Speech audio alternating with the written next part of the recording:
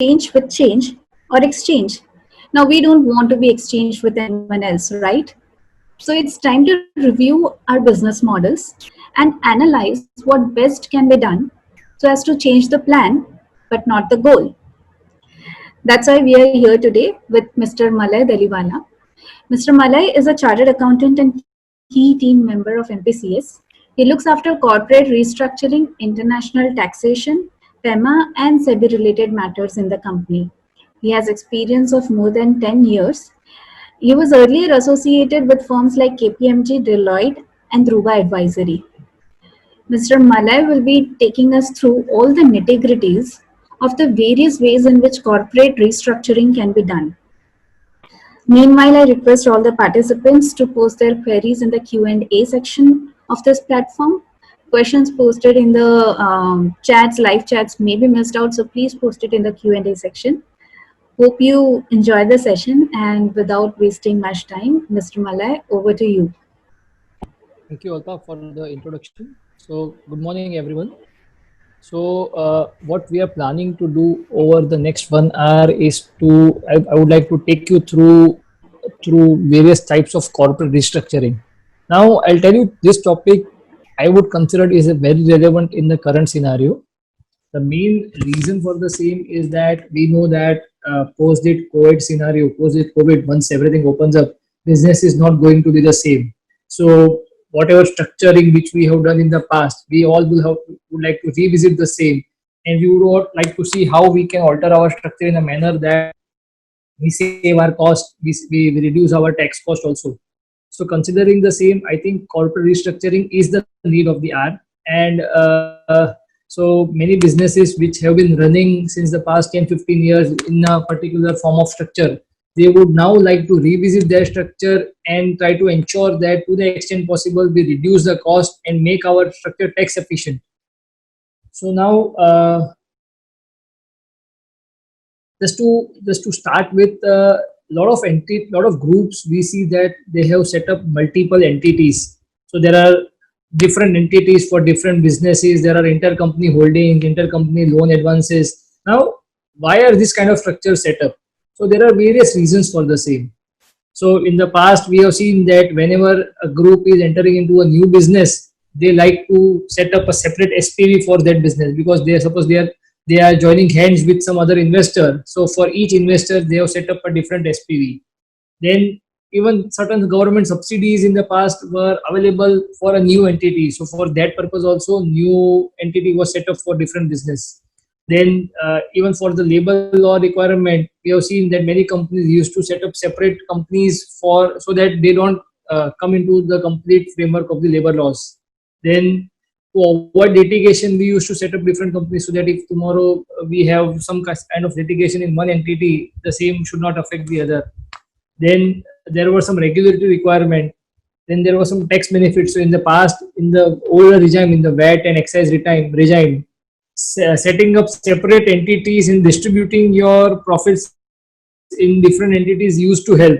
But now after the GST regime, it is practically it doesn't make any sense to set up separate entities. To the extent possible, if we consolidate and bring everything together, we are better placed.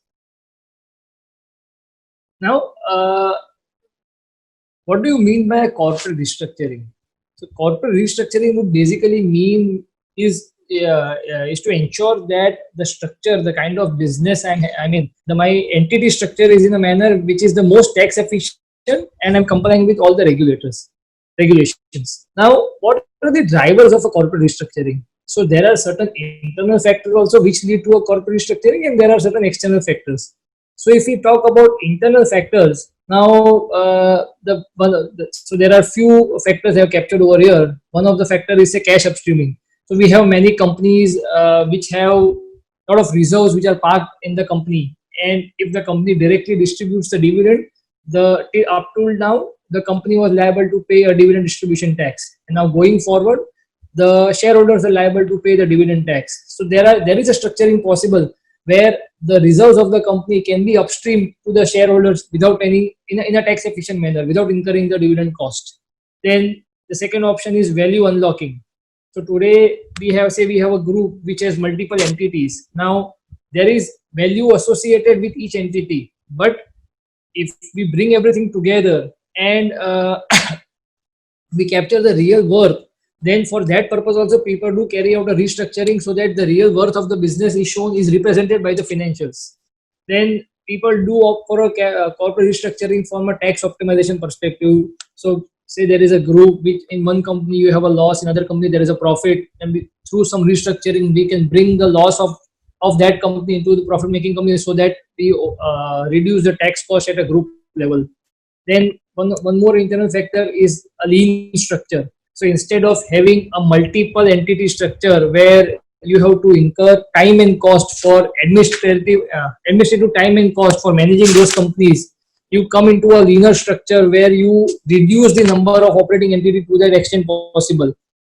Then these were the internal factors. What about the external factors? So we all know that the promoters always are looking for the growth.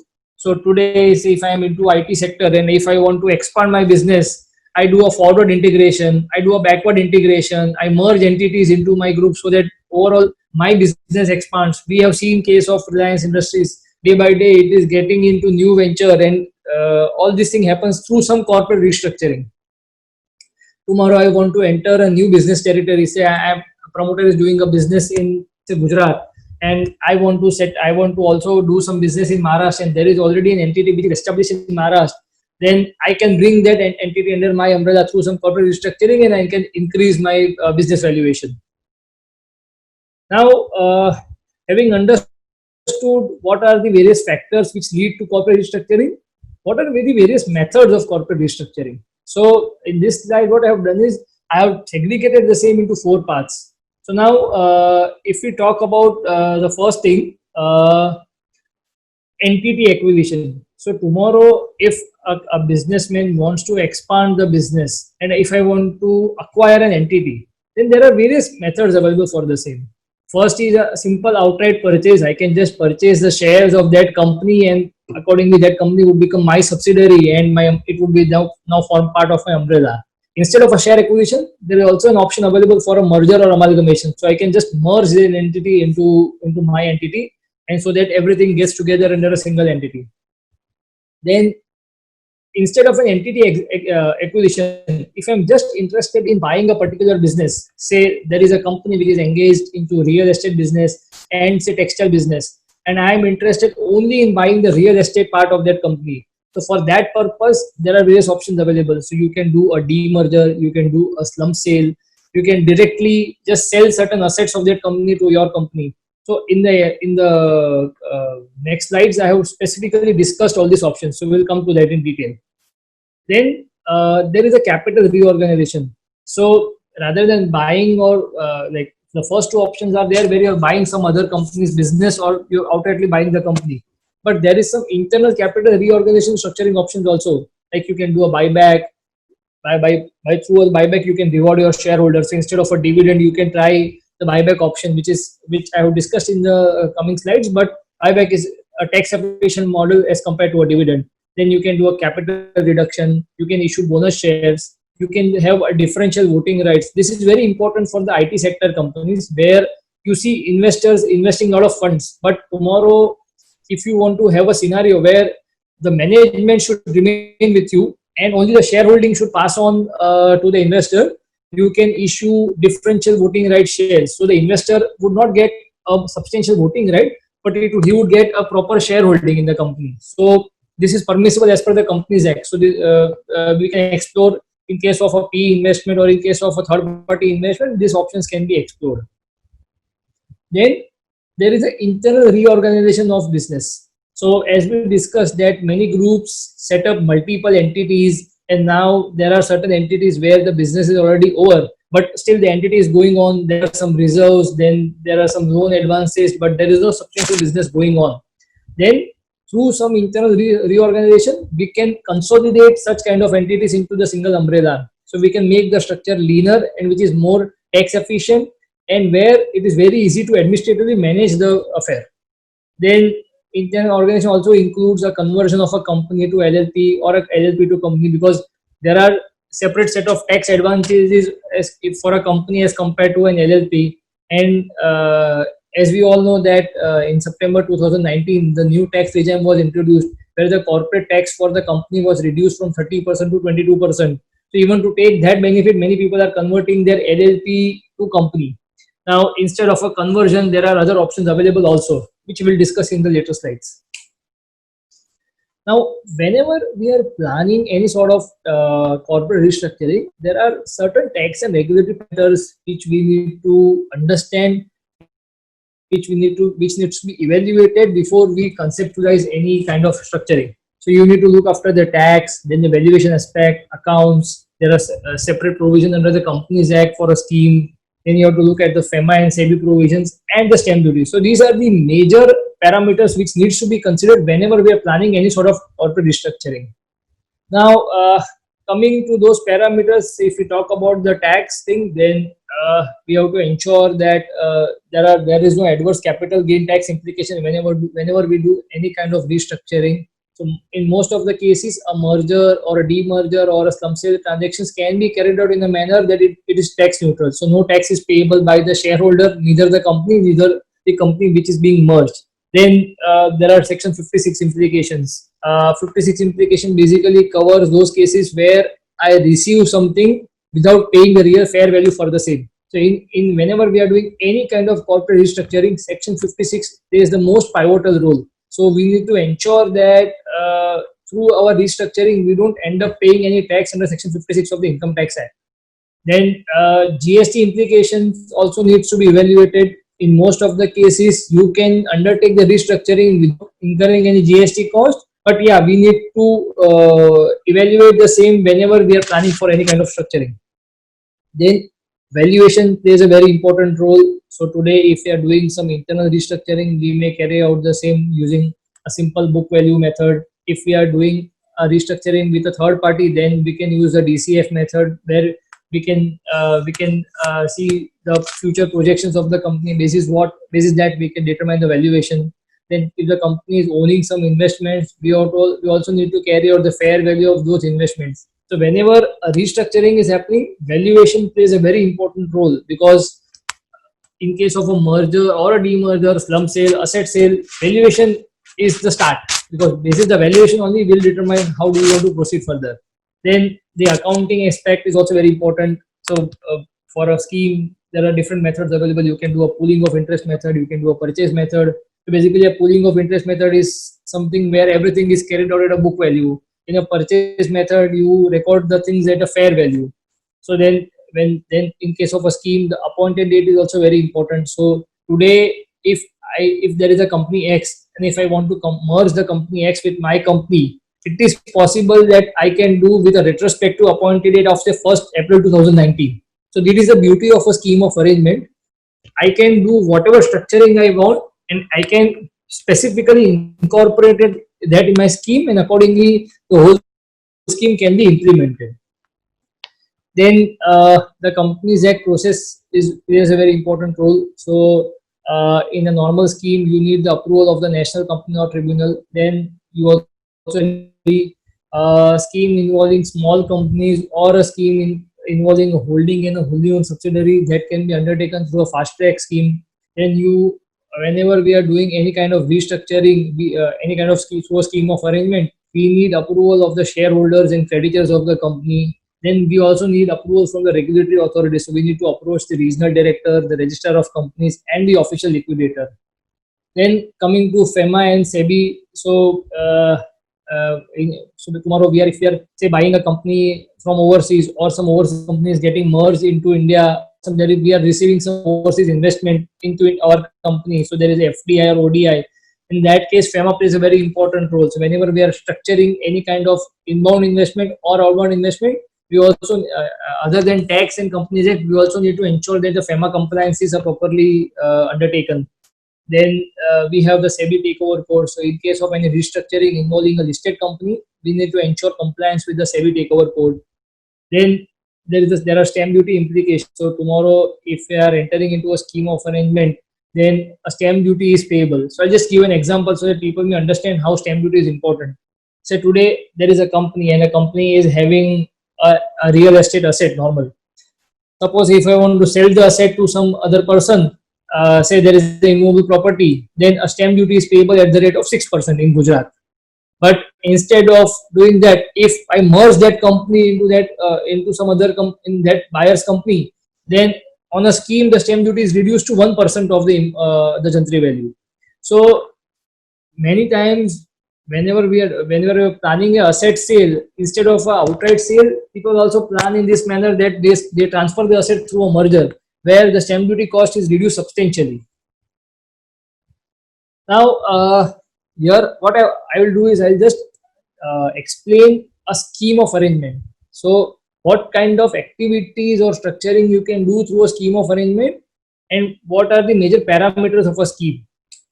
So the first thing which you can do through a scheme of arrangement is a merger or an amalgamation. So I've covered an example over here. So there is a company A and company B, and today both are separate entities, and I want to merge company A with company B. So now that can be done through a scheme of arrangement where all the assets and liabilities of company A shall vest into company B, and in consideration of this, company B shall issue shares to the shareholders of company A.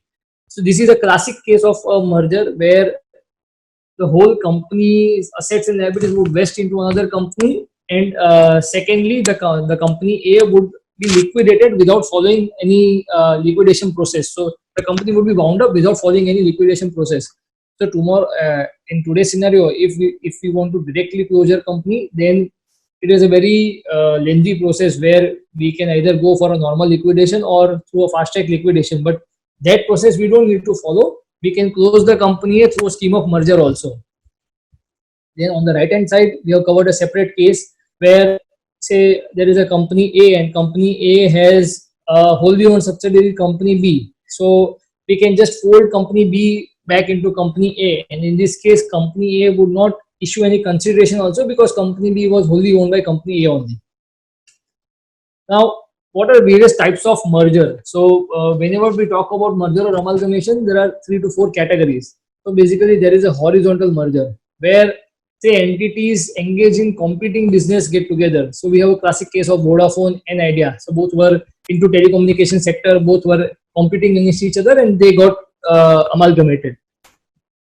Then you have a vertical merger where entities which are engaged in different stages of a business process. So say there is a company A which is engaged in manufacturing a raw material, and company B is engaged in manufacturing the final finished products. So tomorrow you may undertake a vertical merger where both the companies get together, so you can create some business synergies out of the same. Then you see a conglomerate merger where we can see the case of a Reliance where the company wants to enter a new segment. So instead of starting from the scratch, it directly acquires a company which is already into that segment. So that company gets merged into some entity in Reliance, and basically that is called a conglomerate merger. Then we have merger scheme in case through internal reorganization also, where there are a lot of group entities, and through some structuring we bring the entities together. We have a linear structure. Then this is a case of a second is a demerger. So in case of a merger, what happens is the whole company A got amalgamated with company B, and company A got liquidated. In case of a demerger, so we take an example. So company A is engaged in the business of real estate and print business, and company B is interested in only buying the real estate business. So that structuring can be done through a scheme of a demerger, where the real estate business of company B shall be transferred, company A shall be transferred to company B, and against this, the company B shall issue shares as a consideration. So demerger, many people undertake a scheme of demerger for value unlocking also. So I'll give an example. So we all know that Adani Enterprise initially was a single listed entity, and even Power and Port was part of Adani only. Then 3-4 years back, they undertook a scheme where Power and Port were that businesses were demerged, and a separate listed entity was set up. And basically, then they created 2 parallel listed entities. Adani Power was separate, and Adani Enterprise was separate. And because of this, the market cap was almost doubled. So the real value was unlocked through the scheme of demerger. So similarly, we can also explore a scheme of demerger in our private business, where if we have one entity and under that entity there are separate segments we can demerge one particular segment and bring under a separate entity to unlock the real value of the business. Now, third is the slump sale. A slump sale practically is same as a demerger, but the main difference is in case of a demerger, company B would issue shares to the shareholders of company A, but in case of a slump sale, company B would give consideration to company A only. So in this case, company A wanted to sell the textile division to company B, and against the slump sale of textile division, company B would issue the consideration to company A. Now the consideration can be in the form of cash consideration also, and company B may also issue shares to company A. But basically the consideration would be received by the company only, and the shareholders would not receive anything. Now, whenever we talk about a scheme of arrangement, what are the important considerations which we need to cover? So whenever we do a scheme of arrangement, there is an NCLT process which needs to be followed. So you need approval from the shareholders and creditors. Basically, you need approval from majority of, so minimum 51% in number and 75% in value of both shareholders and creditors. Then the consent can be obtained through a meeting also. And if we get a written consent, we can obtain dispensation from holding the meeting. Then we also need to set notices to the regulatory authorities, and we also need to take in principle approval from RD, ROC, OL and the income tax authorities. Then instead of an NCLT, in case of a small companies or in case of a holding and wholly owned scheme between holding and wholly owned subsidiaries, we can undertake through a fast track scheme also, where we only require approval of the RD. We don't need to go to the NCLT. Then in every scheme, we have to select the appointed date. So today also I can file a scheme of arrangement where the appointed date is kept as say 1st April 2019. And from that date, with effect from that retrospective date, we can give effect to the scheme. All the assets and liabilities, all the employees, licenses, contracts, registrations, IPR, everything can be transferred through a scheme where if company A is transferring it to company B would be regarded as the legal owner of all the asset liabilities. Even if company A has been incurring losses and there are carry forward losses, if I'm doing a scheme, then it is possible that through the restructuring, those losses also can be transferred to company B. And if company B is say having some profits, then those losses can be utilized and set off against the profits, and my tax cost would reduce as a group level.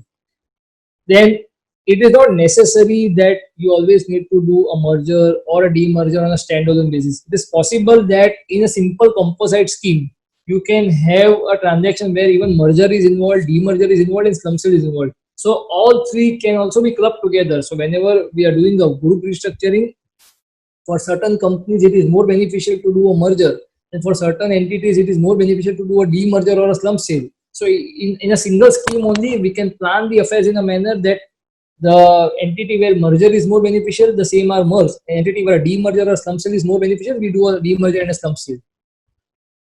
So whenever we do a M&A deal, the life cycle is divided into several parts. So first is the origination, where the initial discussion starts, the term sheets are signed, the overall conceptualization process starts. Then there is mapping of interest. So basically what you do is you draw the structure on a piece of paper, you understand what entities are to be continued, what entities are to be eliminated. If there are some intercompany holding of investments, intercompany loan advances, you properly map everything. Then you do a valuation. You determine the fair value of the assets and liabilities of the businesses of the companies. Then there is a due diligence process. So you go through and verify that all the companies, whether they are undertaken all the ROC compliances, FEMA compliances, everything is in proper shape or not. Then there is the conceptualization. So basically, what kind of structuring? You decided that for this entity you need to do a merger, for some entity you need to do a slump sale. So then there is a conceptualization part where basis the valuation, basis the interest mapping, we come to a final conclusion that this is the best alternative to do my structuring. And in the end, we do implementation. So this is the whole life cycle of any M&A deal. Whenever we are doing a scheme of arrangement, what are the cost elements? So we have the stamp duty which is payable on schemes. So in Gujarat, it is 1% of the Jantri value of the immovable property transferred, or 1% of the value of shares issued, whichever is higher. Then we need to pay the ROC fees for increasing the authorized share capital for issue of shares. We need to pay lawyers' fees, the valuation agency fees, then if we don't get a dispensation for holding the meeting, and if we have to hold the meeting, then there is a cost associated for conducting the meeting also. And then there are other miscellaneous costs like the ROC filing fees, the newspaper advertisement fees. So these are the broad contours of the cost elements involved in the scheme of arrangement. Now this was everything about a scheme. Now instead of merging, if we just want to buy the shares, or if we just want to enter into a joint venture, then what are the important parameters or how that process follows? So first, the parties enter into a draft term sheet where they broadly agree on what kind of share acquisition or what kind of joint venture terms they want to have. Then the acquirer would go and undertake a due diligence of the acquiree. It will go, and there will be a tax due diligence, there will be a legal due diligence, there will be accounting due diligence. Everything would be verified. Then a valuation exercise would be carried on, where the real value of the acquirer would be determined.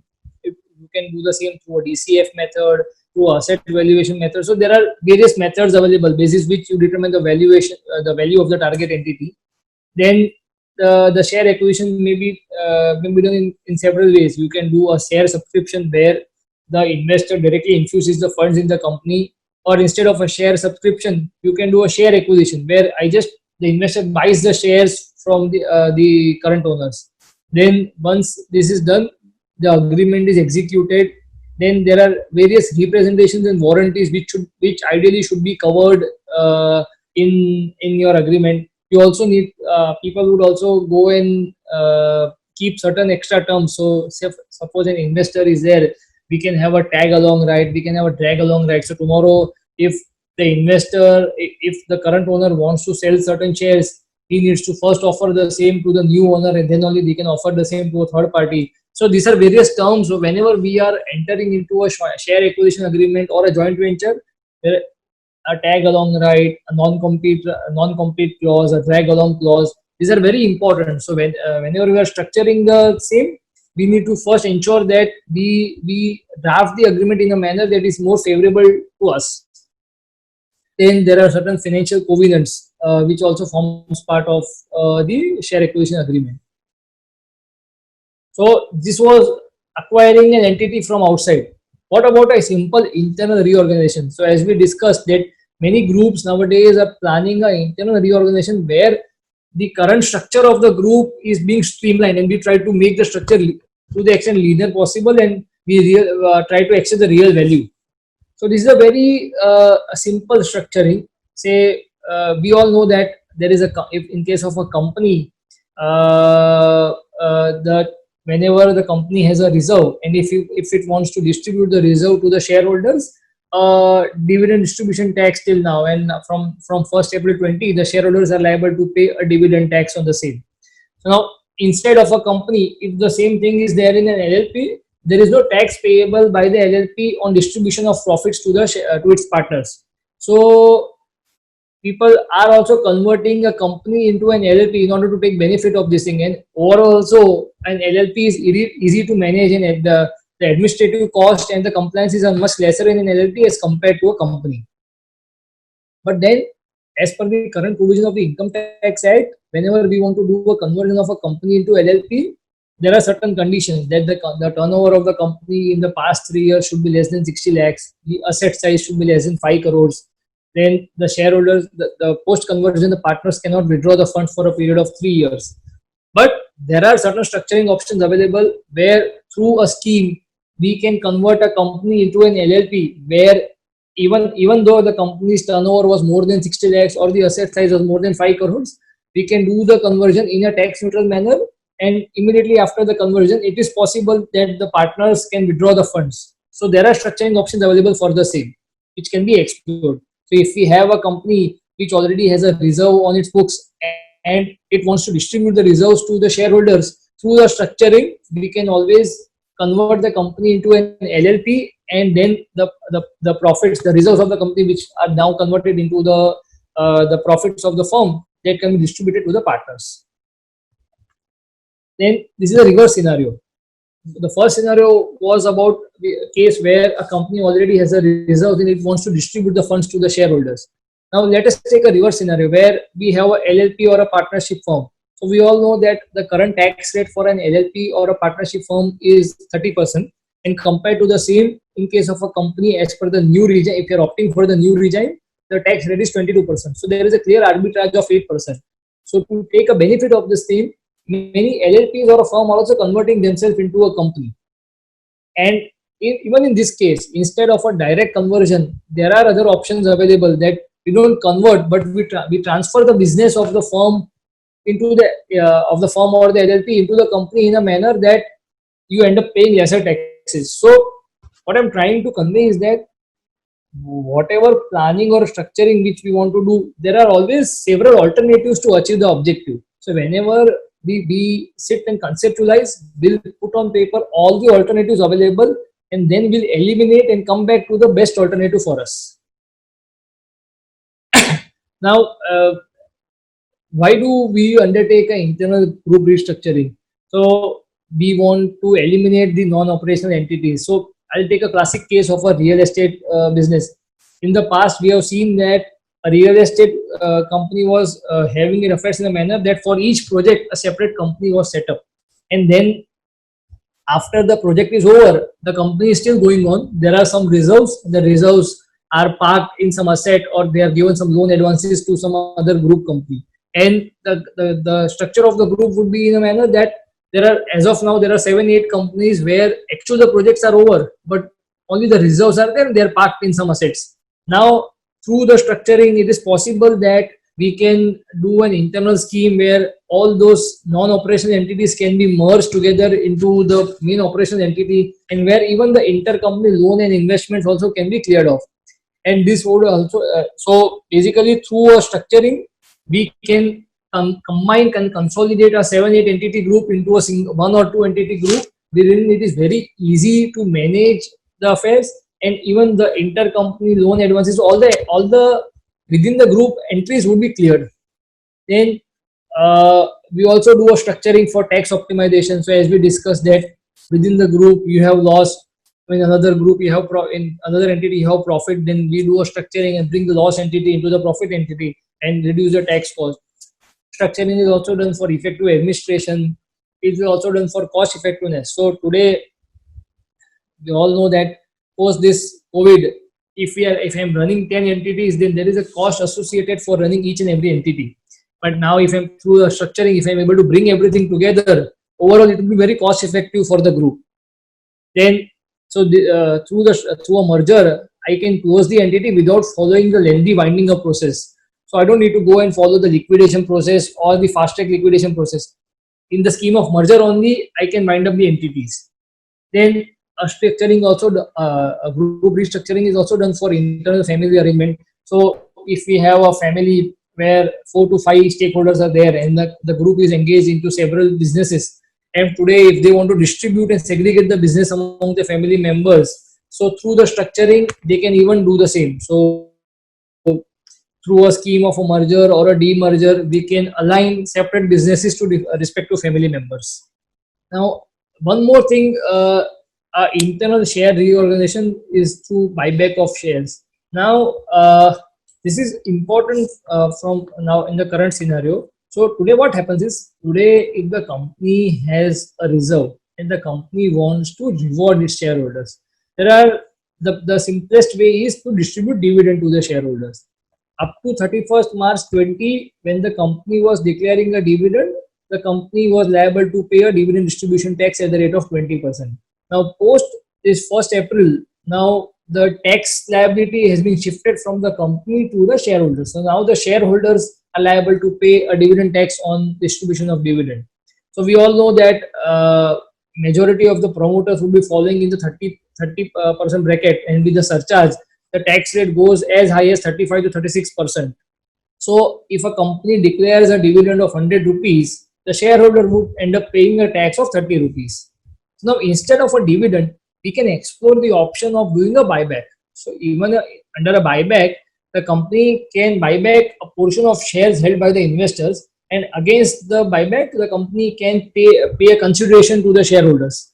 So effectively, I am rewarding my shareholders only. But here, in case of a buyback, the tax liability is in the hands of the company only, and the tax rate, the buyback tax rate is just 20% plus surcharge. So technically, there is an arbitrage of 10% in case of a buyback as compared to a dividend. So I think post this 1st April 20, whenever a company is going to plan to reward its shareholders, we should always evaluate a buyback vis-a-vis a dividend, and we can select the option which is most suited in the scenario. No, I think Alpa, we can now cover the questions.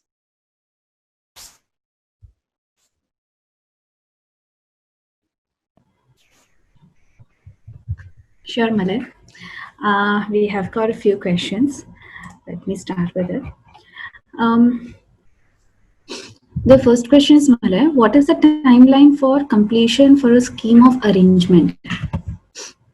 Yeah. So if we take a normal scheme of arrangement which is under a NCLT route, in that case the timeline can be in the range of around 4 to 5 months. But if we are having a scheme in a fast track scheme, so for a small company or between a holding and wholly owned subsidiary, the timeline can be as low as 1.5 to 2 months. So basically, on the type of restructuring which we are doing, the timeline would be within the range of 2 months to 5 months. Okay. Next is how to undertake valuation in a scheme of merger. So there are various methods available for undertaking a valuation. So if we are doing an internal restructuring, then we can follow a simple book value method, or we can do basis the asset valuation method. And suppose if we are doing a restructuring which involves multiple entities and third party entities, there we can do we can follow a simple a DCF method, where we can take the future projections of the group, and basis that we can determine the discounted cash flow method. So the method can be a book value method for an internal reorganization, and a DCF method or a fair market value method when we are doing some structuring where third parties are involved.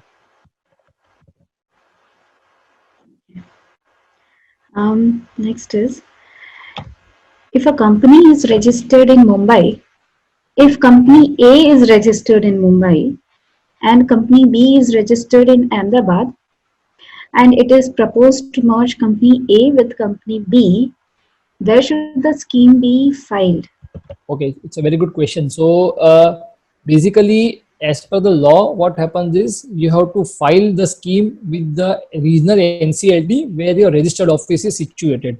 So in this case, if company A's registered office is situated in Mumbai and company B's office is situated in Ahmedabad, so practically we have to file the scheme with NCLT Mumbai and NCLT Ahmedabad. But in this case, what planning which people do is we shift the registered office of one company to the other place. So in this case, we can shift the registered office of company A from Mumbai to Ahmedabad, and then we need to file the scheme only with ROC Ahmedabad, with NCLT Ahmedabad.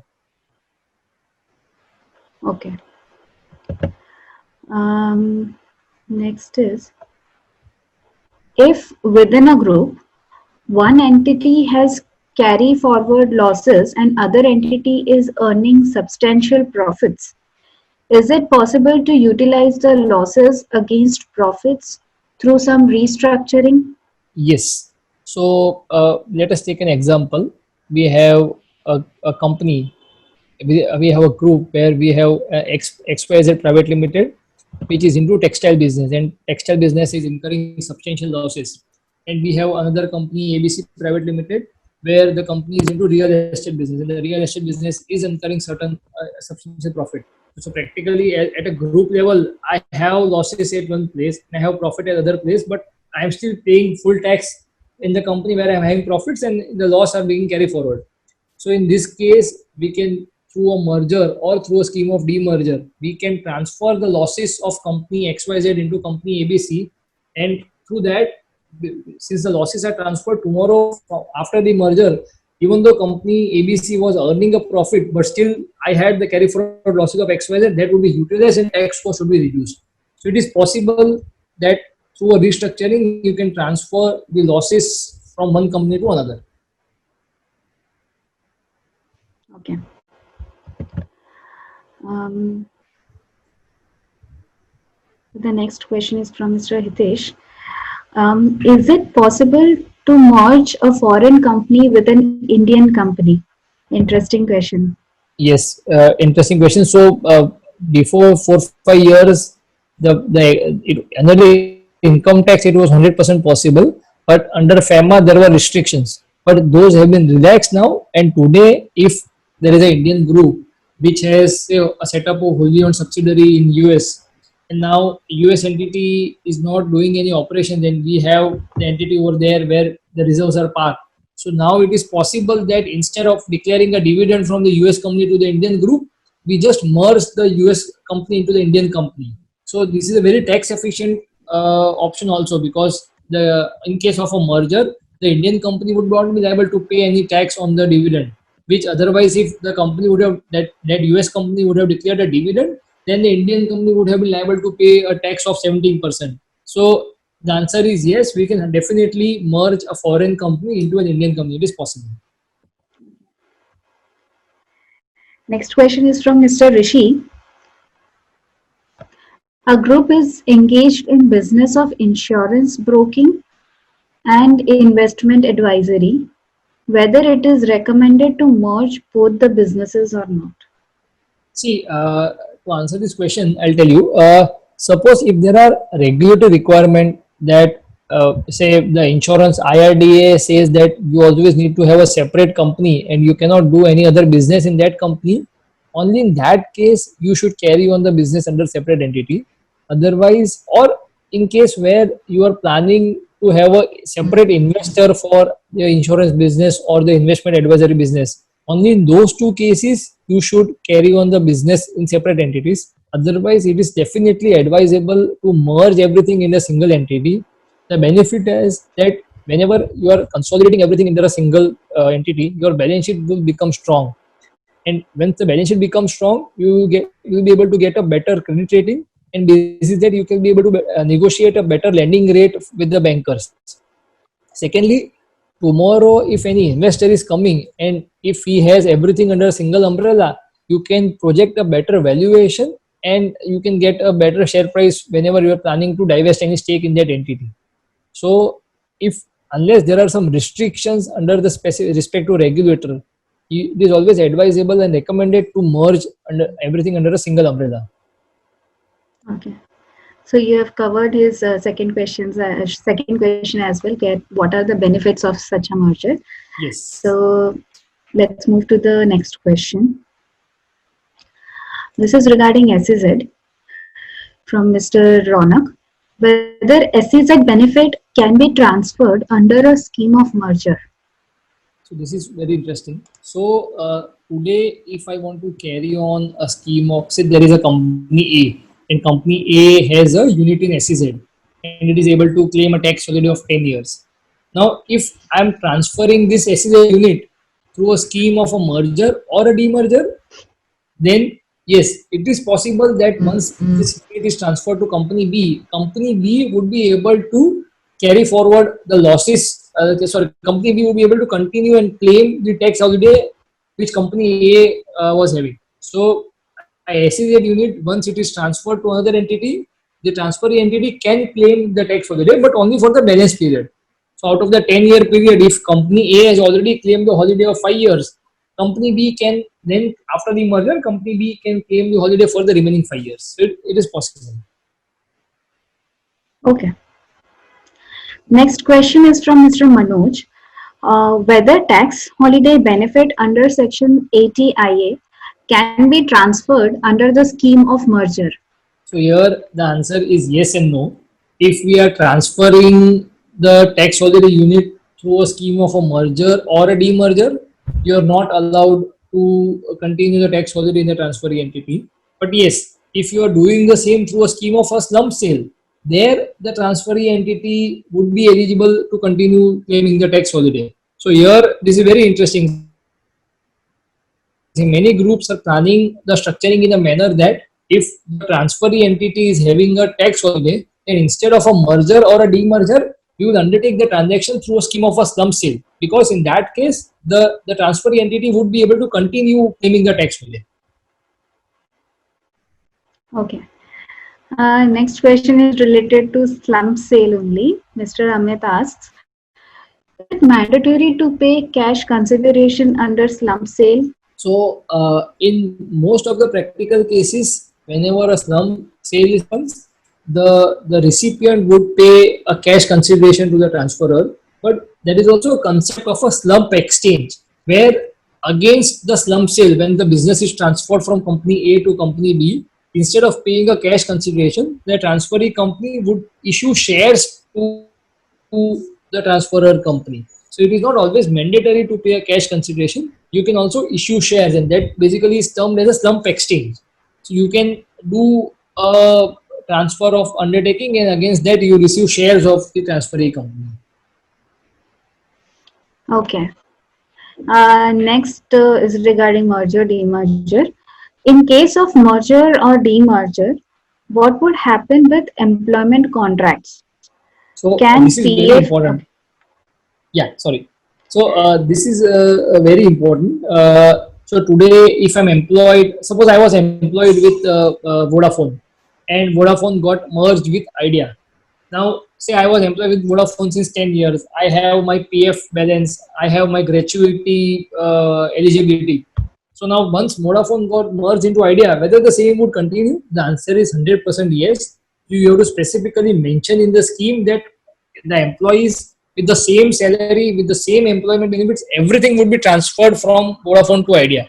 So even after the merger, my PF balance would remain the same, my gratuity eligibility would remain the same, my salary would remain the same. So employee would never be affected in a scheme of merger or demerger. You'll be able to continue with the same salary, and there will be no detrimental effect on the employment. Okay. So the question continues, and he asks, what would happen to ongoing litigations as well? So the answer would remain the same, that suppose a company A had an ongoing tax litigation, so that some matters were pending at assessment level, there were some matters pending at CIT appeal level, tribunal, high court. So whatever litigation is going on as it is basis, the litigation will be transferred from company A to company B.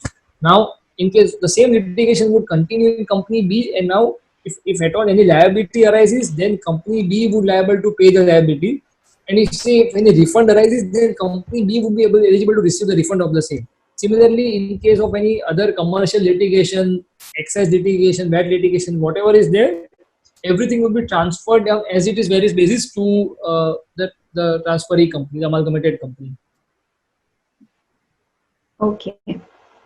And the question further goes, what are the tax implications in case of merger and demerger? So, whenever we are doing a scheme of arrangement, then it is 100% possible that through the structuring, there are no tax implications in the hands of the shareholder also, in the hands of transferor company also, and in the hands of transferee company also. So, basically, a scheme of a merger or a demerger can be tax neutral. So, without incurring any tax cost, the whole restructuring can be completed. Of course, we also need to ensure that we don't end up having any adverse implication under Section 56. But if we structuring it in a manner that we transfer everything at a proper fair valuation, then there would be no tax cost also, and there would be no implication under Section 56 also. So a scheme of a merger, demerger, and a slump sale can be undertaken in a tax neutral manner. Okay. Next question is from Mr. Ajay. What are the tax implications in case of a slump sale? So yeah, so unlike in case of a slump sale, what would happen is, suppose I am having a business and the net worth of the business is say 100 rupees, and if I transfer the business at 100 rupees, I would not be liable to pay any tax. But if I receive any excess consideration over the 100 rupees, say I receive 120 rupees, then I would be liable to pay a capital gain tax on the balance 20 rupees. So in case of an internal reorganization, practically what we do is we undertake the transaction at a book value only, because ultimately everything is being transferred within the group. So we are not leaking out any value to a third party. So instead of going for a fair valuation, we'll do it a book value, and this is that will not be liable to pay any tax in case of a slump sale also. Okay. Um, so Mr. Nitesh is asking, I have three IT companies. SAP services turnover is 60 crore. Software development export services cost is rupees 20 crores. Product development in STPI Park. And these three product company valuation is 100 crores, is more than 100 crores. What would be the implication of merger of all three companies? Will it be advisable to merge the company? Okay, so it is interesting. So basically, the group is having three separate businesses, and all are having a separate value assigned to it. So now today, suppose Nitesh, if we are planning some PE investment or if we are planning a listing, and ultimately every promoter's goal is to grow the entity to a level that tomorrow I can dilute my stake and I can receive substantial funds. So if that is the plan, then it is 100% advisable to bring everything under a single umbrella, because if I have everything under a single entity, my balance sheet would really become strong and I can show the real worth to my investors. So tomorrow also, if an investor is coming and he'll say, okay, I want to invest, he would not like to invest separately into three entities. What he would like is he is investing in the group, and basically he would like to invest in a single entity. So in that case, it is always advisable to consolidate and bring everything under a single umbrella.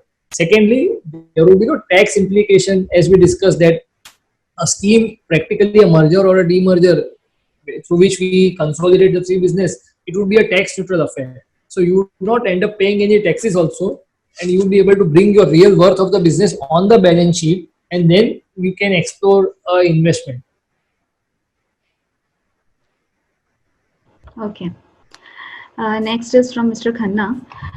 Developers have separate company for PMC work and a separate entity for real estate project. Right, right. Now the company has done project, has lost and no other business is doing in that company. Will it be advisable to merge the company with PMC working company? Basically, I think what sir is trying to say is that I have two companies, one into PNP and second into real estate, and the PNP entity has incurred losses, and the business is already over. So now, what should we do? Now, in case No, of the a real real estate, estate company, the huh? company who has done project has lost and no other Okay, business is doing in that company. Will it be advisable to merge company with PMC working company? which has profits, Yeah. right? So basically, the real estate entity has incurred loss, and the PNP entity has profits. So now, basically, for a real estate entity, if you want to transfer the losses, a merger would not work, because to transfer the losses from one entity to another, the entity should be regarded as an industrial undertaking, and basically, an industrial undertaking means an entity which is into manufacturing. So in that case, you cannot transfer the losses through a scheme of merger. But yes, you can have a scheme of a demerger, wherein the business undertaking of the real estate project entity would be demerged and transferred to the PNP entity. And in the scheme of a demerger, the losses of the real estate entity can be transferred to the PNP entity. So in case of a real estate group, if you want to transfer the losses, you need to undertake a scheme of a demerger, and in that scheme the losses would be transferred. So it is advisable to do restructuring and bring the losses into the PNP entity so that you can reduce your tax cost. Okay. So I think we are done with the questions. Malay, if you would like to add something, Yeah. final note maybe. So I would just like to say that a restructuring is practically a case where, for different kind of transaction, will have different solutions. For different kind of entity, for different kind of objective, different kind of promoter mindset, for each case you will have separate options to undertake a restructuring. We all know that post COVID scenario, the businesses are going to change. We'll have cases that all the groups would like to curtail their cost and optimize the tax. So in that case, it is really advisable to sit and have a relook of your current structure, understand which entities are really adding value to your overall, are adding value in the group, there would be certain entities which are redundant entities. There would be certain entities which are non-operational, which are continuing since many years.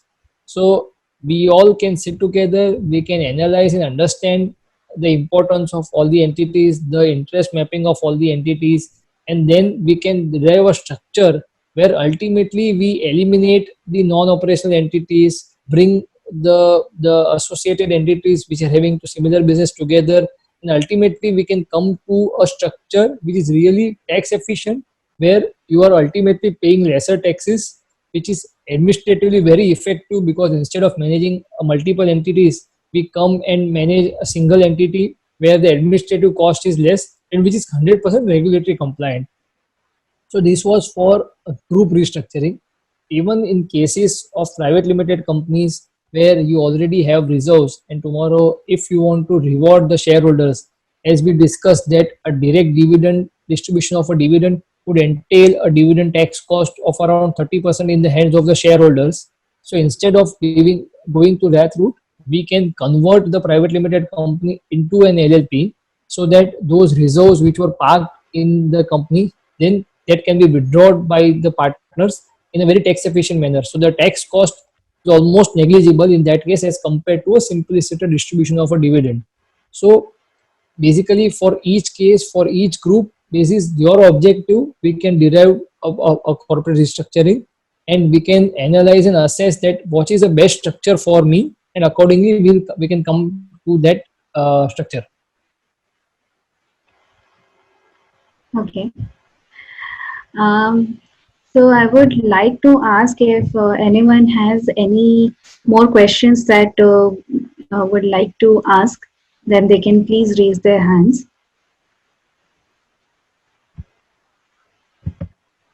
So I think we did have a very good questions from the audience, right?